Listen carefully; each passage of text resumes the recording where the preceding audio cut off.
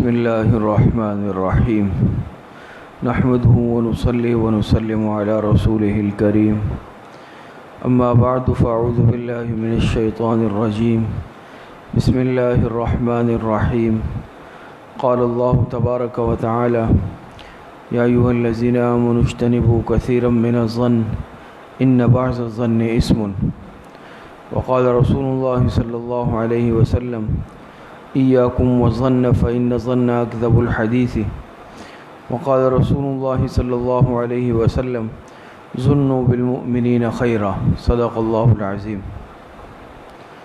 قرآن کریم کی اس آیت میں اللہ رب العزت ارشاد فرماتے ہیں یا ایھا الذین آمنوا اجتنبوا كثيرا من الظن ان بعض الظن اثم ولا تجسسوا ولا يغتب بعضكم بعضا۔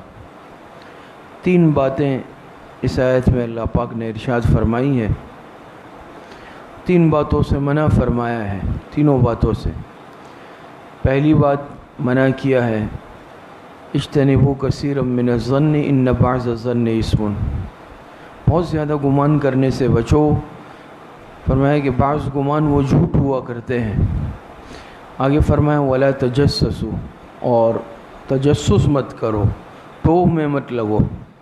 اور تیسری بات فرمائی ولا یغتب بعضکم بعضا، آپس میں بعض کی غیبت مت کرو۔ غیبت سے متعلق گزشتہ نشست میں بات آپ حضرات کے سامنے کچھ آئی تھی، تو ایک بات اس میں ارشاد فرمائی کہ بدگمانی سے اپنے آپ کو بچاؤ، اور حدیث میں آپ علیہ السلام نے فرمایا ایاکم والظن فإن الظن اکذب الحدیث، کہ تم بچو گمان کرنے سے، کیونکہ فإن الظن اکذب الحدیث، کیونکہ جو بدگمانی ہے یہ جھوٹی بات ہوتی ہے، یہ جھوٹ ہوتا ہے، اس میں حقیقت نہیں ہوتی۔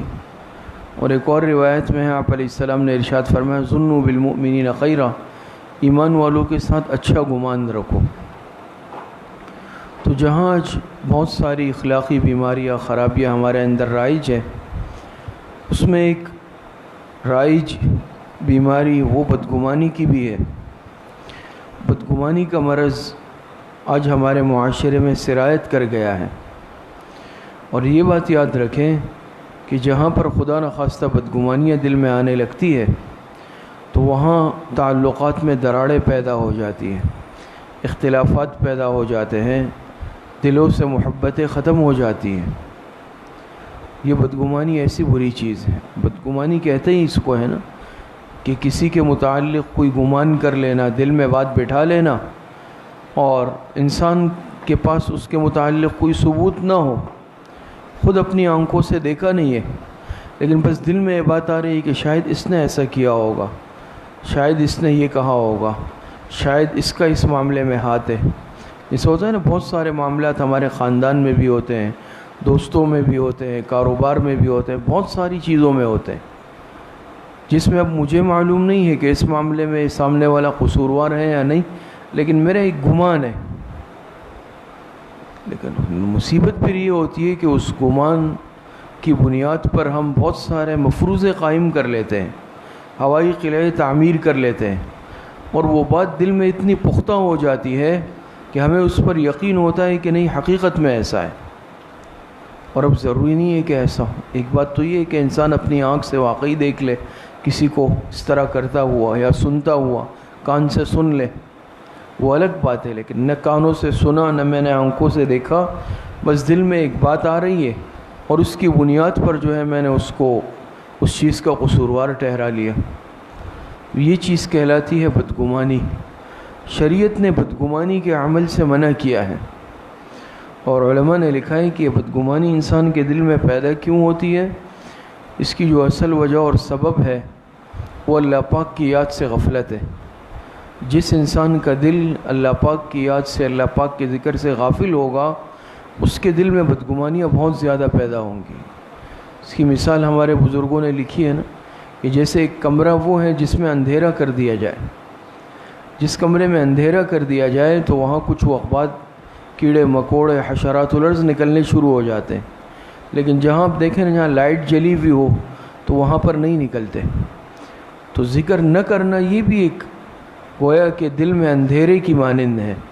تو جس انسان کا دل اللہ پاک کی یاد سے غافل ہو وہ دل کیا ہوتا ہے؟ وہ تاریک ہوتا ہے. تاریکی کی وجہ سے پھر اس میں مختلف حشرات الارض اور کیڑے مکوڑے نکلتے ہیں. بدگمانی کے حشرات الارض اس میں پیدا ہوتے ہیں، وساوس اس میں پیدا ہونے لگتے ہیں، برے خیالات اس دل میں پیدا ہونے لگتے ہیں. لیکن جہاں اللہ پاک کی یاد اور ذکر کی روشنی دل میں آتی ہے وہ سب وساوس، خیالات، بدگمانیاں وہ دل سے ختم ہو جاتی ہے. تو ذکر یہ معمولی چیز نہیں ہے، یہ بہت بڑی صفت ہے، بہت بڑی چیز ہے. تو مقصد یہ ہے کہ یہ بدگمانی کو دل میں جگہ نہیں دینی. تو بدگمانی کسے کہتے ہیں یہ آپ سمجھ گئے. اس کا سبب کیا ہے؟ تو اس کا سبب اللہ پاک کی یاد سے غفلت ہے. اس کا علاج کیا ہے؟ اس کا علاج ہمارے بزرگوں نے ایک تو یہ لکھا، انسان کثرت سے اللہ پاک کو یاد کرے، اللہ پاک کا ذکر کرے کثرت کے ساتھ. اس کی برکت کیا ہوگی؟ پھر کسی کے متعلق بدگمانی، خیالات، وساوس یہ پیدا نہیں ہوں گے. دوسرا علاج اس کا یہ ہے کہ اصل میں شیطان اس کا محرک ہے، شیطان کا ہتھیار ہے بدگمانی. یہ انسان کو ایک دوسرے سے بدگمان کرنا چاہتا ہے تو یہ دل میں خیال پیدا کرتا ہے کہ بھئی یہ جو ہے نا، یہ آدمی شاید اس نے ایسا کیا ہوگا. بہت ساری چیزوں میں ہم دیکھتے ہیں نا، کسی کو دیکھ لیا بھئی اللہ پاک نے اس کو نواز دیا، اس کے پاس دولت آ گئی، اب دل میں ہے پتہ نہیں یہ کیا کر رہا ہے آج کل، کس طرح کما رہا ہے، کچھ دو نمبری کر رہا ہوگا، اور اس نے یا تو جو ہے غلط طریقے سے کمایا ہوگا. پھر آپس میں باتیں ہوتی ہیں کہ پتہ نہیں اس کے پاس اتنے پیسے کہاں سے آ رہے ہیں. اور یہ ایک تو خیال ہے، ایک باقاعدہ پھر باتیں ہونے لگتی ہے، بہتانات لگتے ہیں. کوئی کہتا ہے کہ بھئی اس نے فلاں عمل کیا، اس نے فلاں کام کیا، اس نے یہ غلط کام کیا. پتہ کچھ نہیں ہے، نہ میں نے اس کو کوئی غلط کام کرتے ہوئے دیکھا ہے اپنی آنکھوں سے، نہ میں نے سنا ہے، لیکن کیا ہے بات اب میں کر رہا ہوں. اور یاد رکھیے یہ باتیں جب زبان سے نکلتی ہے یہ ایک سند بن جاتی ہے. ایسے تھوڑی جان چھوٹے گی. پھر قیامت کے دن تو پوچھا جائے گا کہ تم نے اپنے مسلمان بھائی کے بارے میں اس طرح کی بات کی تھی، تو اب بتاؤ وہ صحیح ہے تو جاؤ ثبوت لے کر آؤ، نہیں ہے تو سزا کے لیے تیار ہو جاؤ. ما یلفظ من قول الا لدیہ رقیب عتید. انسان کوئی بھی زبان سے لفظ نکالتا ہے، نوٹ کرنے والے نگران تیار بیٹھے ہیں. یہ ایسے تھوڑی ہے. کتنی باتیں ہم کرتے ہیں، لوگوں پہ کیچڑ اچھالتے ہیں، الزامات لگاتے ہیں، بہتان تراشیاں کرتے ہیں، مختلف قسم کی باتیں کرتے ہیں. اور اس کی بنیاد کیا ہے؟ بھئی ویسے بس بدگمانی ہے. پھر خاص طور پر آج کل جو معاشرہ اور ماحول بنا ہوا ہے، کسی سے ذرا اگر مسلکی اختلاف ہو گیا، سیاسی اختلاف ہو گیا، اب تو میرے لیے سب کچھ جائز ہے بھائی. وہ اگر میری پارٹی کا نہیں ہے، میرے مزاج کا نہیں ہے، میری سوچ اور فکر والا نہیں ہے، میں ہر قسم کا الزام اس پہ لگانا جائز سمجھوں گا. اب دیکھتے ہیں کتنی ایک دوسرے پر کیچڑ اچھالی جاتی ہے. کوئی کہتا ہے کہ بھائی اس نے یہ کیا، اس نے اتنا مال ناجائز طریقے سے کمایا، کوئی کہتا ہے اتنے پیسوں میں یہ بک گیا ہے. اب بھائی ثبوت ہے آپ کے پاس، آپ نے دیکھا ہے بکتے ہوئے، آپ نے اس کو حرام کھاتے ہوئے دیکھا ہے؟ بھائی نہیں دیکھا، بس سنا ہے. تو سننے کی بنیاد پہ کیا انسان کسی پر الزام لگا سکتا ہے؟ اب دیکھیں نا، ذرا سا ذہنی اختلاف، مزاج کا اختلاف، مسلک کا اختلاف، سیاسی اختلاف، تنظیمی اختلاف، یہ ذرا سا ہوتا ہے اور پھر انسان جو کر سکتا ہے وہ کرتا ہے. کردار کشی بھی کرتا ہے، غیبتیں بھی کرتا ہے، بہتانات بھی لگاتا ہے، بدگمانیاں بھی کرتا ہے، جو آج ہم کرتے ہیں الامان والحفیظ. لیکن یہ یاد رکھیے ایسے تھوڑی ہے. ایک ایک چیز کی پھر قیامت کے دن تو پوچھو گی نا. ٹھیک ہے اختلافات انسان میں ہوتے ہیں، لیکن اس کا مطلب یہ نہیں ہے کہ اب میرے لیے سب کچھ جائز ہو گیا، میرے لیے اب سامنے والی کی عزت سے کھیلنا جائز ہو گیا، میرے لیے اب اس پر بہتانات، الزامات لگانا جائز ہو گیا. یہ چیز جائز نہیں ہے، کسی کے لیے بھی جائز نہیں ہے. کون کیسا ہے یہ اللہ پاک کو معلوم ہے، اور ہر ایک کو اپنے اعمال کا حساب اللہ پاک کو دینا ہے. میں تھوڑی کوئی حساب لینے والا بیٹھا ہوں کہ میں دوسرے کا حساب لوں گا، تم مجھے آ کے حساب دو کہ بھئی تم نے کیا کیا اور کیا نہیں کیا. خود میں کون سا صاف و دودھ کا دھلا ہوا ہوں؟ خود میرے معاملات 100% خراب ہوں گے، لیکن دوسروں کے متعلق سارا دن انگلی ان پر اٹھاؤں گا اور کردار کشی کروں گا. تو یہ سب کے سب کیا یہ بہتانہ بدزنی ہوتی ہے، بدگمانی ہوتی ہے. حقائق تو کچھ نہیں ہوتے نا. حضرت موسیٰ علیہ السلام کا واقعہ لکھا. ایک مرتبہ انہوں نے ایک شخص کو چوری کرتے ہوئے دیکھا، تو حضرت موسیٰ علیہ السلام نے اس کو بلایا اور کہا کہ تم نے چوری کی ہے. تو اس نے قسم کھائی اللہ پاک کے نام کی کہ میں نے تو چوری نہیں کی. حالانکہ حضرت موسیٰ علیہ السلام نے اپنی آنکھوں سے دیکھا، لیکن جب اس نے اللہ کی قسم کھائی، اللہ پاک کا نام لیا، تو حضرت موسیٰ علیہ السلام نے فرمایا کہ تم نے اللہ پاک کا نام لیا ہے تو ٹھیک ہے بھائی، میں اپنی آنکھوں کو جھٹلاتا ہوں اور تمہیں سچا سمجھتا ہوں، میں اپنی آنکھ کا دیکھا وہ جھٹلا دیتا ہوں، کیوں؟ تم نے اللہ پاک کا نام لیا۔ بہت ممکن ہے موسیٰ علیہ السلام نے سوچا کہ ہو سکتا ہے کہ تمہارا اس پر کوئی حق نکلتا ہو پہلے پرانا، تم نے وہ لینے کے لیے اٹھایا ہو، اور کوئی معاملہ ہو تو میں اپنی آنکھوں کو جھٹلا دیتا ہوں۔ حالانکہ آنکھوں سے دیکھا تھا، لیکن اس نے اللہ پاک کا نام لیا تو بدگمانی دل میں نہیں لائے۔ آج تو ہمیں کچھ پتہ نہیں، دیکھا نہیں، سنا نہیں، کسی کی حقیقت سے واقف نہیں، لیکن بس کیا کر لیتے ہیں، ایک فرضی قلعہ تعمیر کر لیتے ہیں اور ایسا ایک خاکہ پیش کر دیتے ہیں کہ دنیا کا سب سے برا انسان ہے ہی وہ۔ یہ چیزیں آج چل رہی ہیں۔ اسی طریقے سے ہمارے گھروں میں روزمرہ کے معاملات ہوتے ہیں، کوئی چیز چوری ہو گئی گھر میں، ادھر ادھر ہو گئی۔ اب بھائی گھر میں بعض مرتبہ یہ ہوتا ہے نا، کوئی کام کرنے والی ماسی آتی ہے، کوئی خاتون آتی ہے، یا کوئی مرد ملازم ہے، نوکر ہے، بہت سارے، تو اب کیا ہوا بھائی، یہ چور ہے ہم کہتے ہیں، ڈائریکٹ ہم کہہ دیتے ہیں یہ چور ہے، اس نے چوری کی ہے۔ ایک تو یہ ہے نا، ٹھیک ہے، انسان یاد رکھے، انسان تحقیق کر سکتا ہے، اس کا حق ہے، تفتیش کا حق ہے، لیکن اس کی بنیاد پر بغیر کسی ثبوت کے کردار کشی کرنا، الزام لگانا، تشدد کرنا، اس کی اجازت شریعت نے نہیں دی ہے۔ کہ اب میں نے ڈائریکٹ پہلے اس کی پٹائی لگانی شروع کی، خوب اچھی طرح پٹائی لگا لے، بعد میں پتہ چلا وہ تو میں خود کہیں رکھ کے بھول گیا، اب اس کی تلافی کیسے ہوگی؟ یہ تو میں نے اس پر زیادتی کی نا، یہ تو میں نے اس پر زیادتی کی۔ ہمارے حضرت شیخ الاسلام حضرت مفتی محمد تقی عثمانی صاحب دامت برکاتہم نے اپنے ملفوظات میں واقعہ لکھا کہ ایک مشہور شخص گزرا ہے مغرب میں، آئین آسٹن نام سے غالباً، یا اسٹالن کے نام سے، تو ایک مرتبہ اس کی گھڑی گم ہو گئی، نہاتے ہوئے گھڑی گم ہو گئی۔ اس نے ملازموں کو حکم دیا کہ بھئی اپنے سرکاری کہ بھئی گھڑی گم ہو گئی ہے، تو جتنے گھر میں ملازم تھے، لوگ تھے، سب کو جمع کر کے ان سے تفتیش کی گئی، اور ظاہری بات ہے پھر سرکاری لوگوں کی تفتیش کیسے ہوتی ہے وہ ہمارا آپ جانتے ہیں۔ کچھ وقت بعد ان کو خود وہ گھڑی کہیں رکھی تھی انہوں نے، وہ مل گئی، تو انہوں نے فون کیا سرکاری اہلکاروں کو اور کہا بھئی میری گھڑی مل گئی ہے، تو آپ جو ہے ان لوگوں کو چھوڑ دیں۔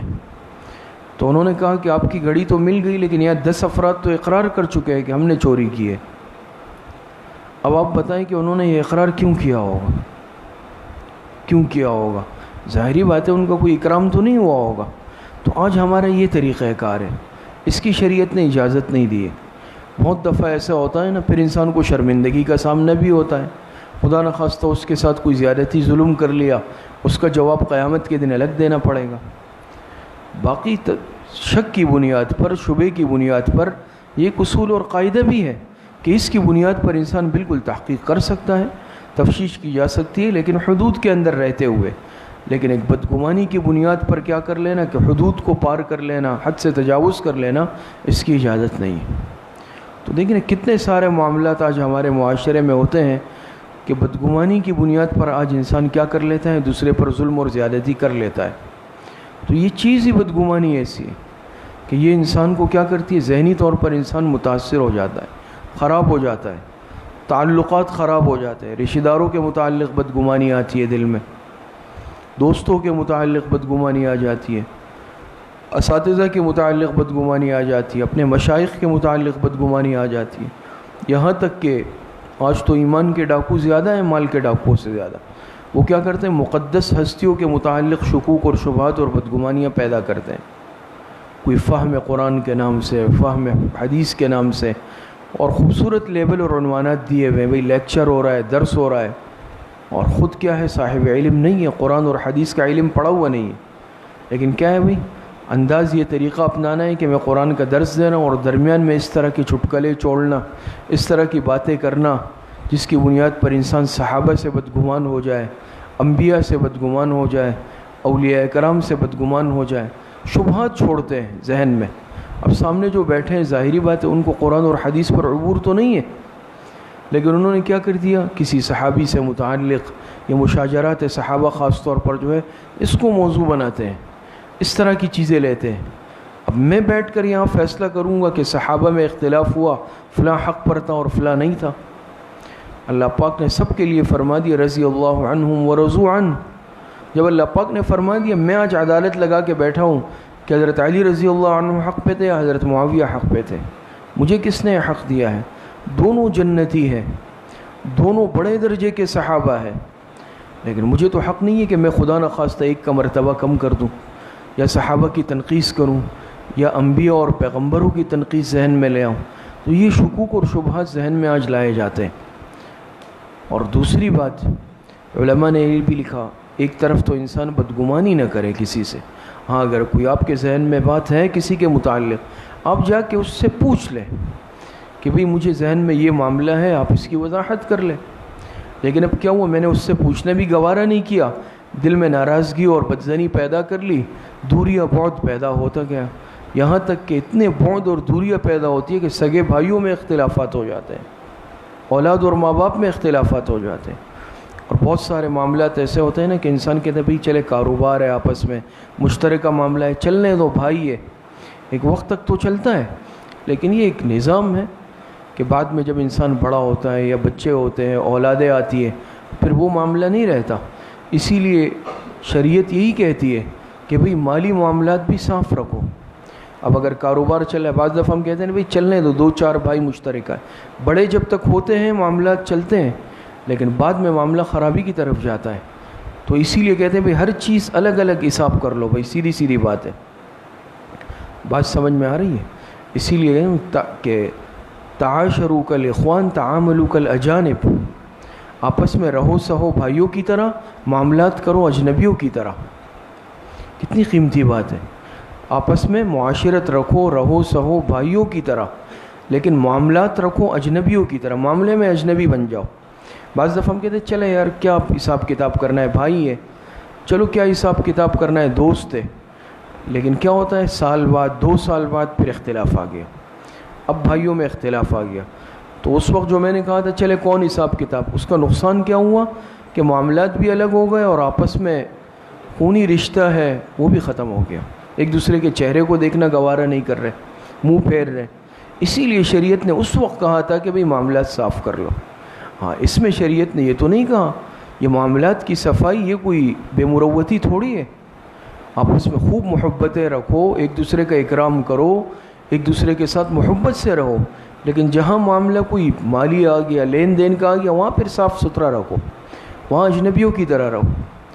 تو ایک طرف شریعت یہ حکم دیتی ہے کہ کوئی ایسا عمل ہی نہیں کرنا کہ جس سے انسان کے دل میں بدگمانی آئے، دوسری طرف شریعت یہ بھی حکم دیتی ہے کہ خود بھی کسی کو ایسا موقع نہ دو کہ جو تم پر بدگمانی کا باعث بن جائے۔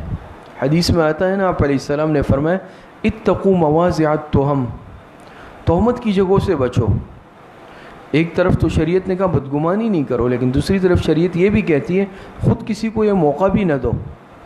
بعض دفعہ یہ ہے نا کہ انسان کسی ایسے موقع پر ہے کہ جہاں یہ امکان ہے کہ کوئی شخص آپ کے متعلق بدگمانی کر سکتا ہے، تو انسان ایسی جگہ پہ جائے ہی نہ، ایسے ماحول میں۔ مثال کے طور پہ کوئی مثال دے رہا ہوں ایسے ہی کہ مثال کے طور پہ کوئی شخص جا کے اب سینما کے گیٹ کے پاس کھڑا ہوا ہے، بس کے انتظار میں کھڑا ہوا ہے، کسی اور نے جا کے دیکھ لیا، یا وہ موٹر سائیکل پہ اس نے کہا اچھا وہ فلاں شخص جو اعتکاف کے ساتھ بیٹھا تھا وہ تو کل سینما گیا ہے، اب یہ گیا نہیں ہے، یہ تو باہر کھڑا ہے، یہ دوست کے انتظار میں ہوگا، یہ بس کے انتظار میں کھڑا ہوا ہے، لیکن اس نے جب دیکھا تو اس نے کہا کہ یہ تو اندر جانے کے لیے شاید کھڑا ہے۔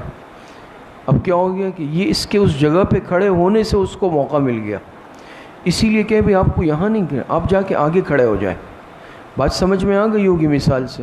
تو انسان کسی ایسے ماحول میں، ایسی جگہ جہاں پر متہم ہونے کا خطرہ ہے، آپ صحیح نیت سے گئے، آپ کی نیت غلط نہیں ہے، لیکن اب دیکھنے والے کو ظاہری بات ہے کون روک سکتا ہے، بولنے والے کی زبان کون روک سکتا ہے؟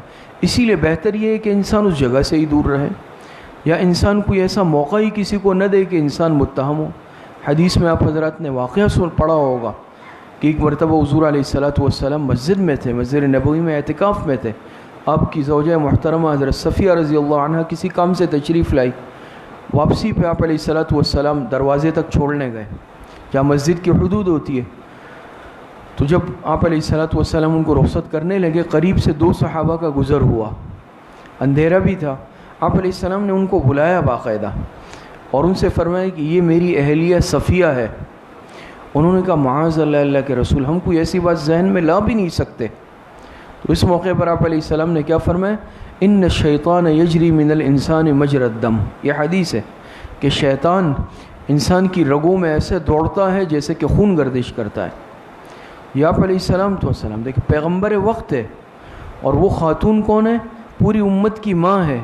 اور دوسری طرف کون ہے؟ صحابہ ہے، اتنے مقدس لوگ. لیکن آپ علیہ السلام نے بلایا، آپ نے وضاحت فرمائی یہ امت کو سمجھانے کے لیے کہ بھئی ایسا موقع ہے تو فوراً وضاحت کر دیا. علماء نے تو اس میں تفصیلات اور نکات بھی لکھے کہ ایک وجہ یہ بھی تھی کہ اگر ان صحابہ کے ذہن میں معمولی سا شبہ بھی آتا ان کا ایمان ختم ہو جاتا. اس لیے آپ علیہ الصلوۃ والسلام نے بلایا اور وضاحت فرمائی. تو ایسے مواقع انسان کے یعنی مقصد یہ ہے کہ زندگی میں بہت سارے آتے ہیں، تو آپ سمجھ رہے ہیں کہ بھئی سامنے والا غلط ذہن لے سکتا ہے، یہ غلط طرف جا سکتا ہے، تو بالکل اس کو بلا کے وضاحت کر دیں اس معاملے کی. کتنے سارے معاملے غلط فہمی کی بنیاد پر ہوتے ہیں، کتنے سارے ہمارے اختلافات اور نفرتیں اس کی بنیاد صرف بدگمانی اور صرف کیا ہوتا ہے؟ غلط فہمی ہوتی ہے، حقیقت کوئی نہیں ہوتی. ایسا ہوتا یا نہیں ہوتا؟ اور وضاحت نہ کرنے کی وجہ سے، نہ پوچھنے کی وجہ سے بعض مرتبہ سال ہا سال اس میں گزر جاتے ہیں. آپس میں ایک دوسرے کے لیے دل میں نفرت اور کدورت آ جاتی ہے. میں بھی ضرورت محسوس نہیں کر رہا ہوں پوچھنے کی بھئی آپ کیوں ناراض ہیں، اس نے بھی محسوس نہیں کی کہ بھئی میں کیوں پوچھوں یا میں کیوں بتاؤں. تو اس میں اب کیا ہوتا ہے؟ درمیان میں بات کوئی نہیں ہوتی، غلط فہمی ہوتی ہے. تو اب میں بھی نہیں پوچھ رہا، وہ بھی نہیں بتا رہا، آپس میں سال ہا سال گزر گئے اور اختلافات ہیں، نفرت ہے. بعض مرتبہ اسی حالت میں انسان دنیا سے چلے جاتا ہے. بعض مرتبہ بات کھل جاتی ہے تو پتہ چلتا ہے کہ وہ بات تو حقیقت ہی نہیں تھی، وہ کوئی بات تھی نہیں جس کی بنیاد پر انسان ناراض ہو. لیکن شیطان انسان کے ساتھ لگا ہوا ہے، اور اس کی ظاہری بات ہے اس کی تو کوشش یہی ہے نا کہ ایک صاحب ایمان کو ایک دوسرے سے کاٹا جائے، قطع تعلق پیدا کیا جائے، دلوں میں کینہ کدورت اور نفرت پیدا کی جائے. وہ اتحاد سے خوش تھوڑی ہوتا ہے شیطان. تو آج ہم اس کو یہ موقع دے دیتے ہیں. تو مقصد یہ ہے کہ آج ایک بہت بڑا مرض جو معاشرے کے اندر تیزی سے پھیل رہا ہے وہ بدگمانی کا مرض بھی ہے. اور یہ بدگمانی انسان کے دلوں میں نفرتیں پیدا کرتی ہے، آپس میں انقطاع پیدا ہوتا ہے، کدورتیں پیدا ہوتی ہے. اللہ پاک مجھے اور آپ سب کو صحیح عمل کی توفیق عطا فرمائے. وآخر دعوانا ان الحمد للہ رب العالمین. الحمد للہ رب العالمین والعاقبۃ للمتقین والصلاة والسلام علی خیر خلقہ.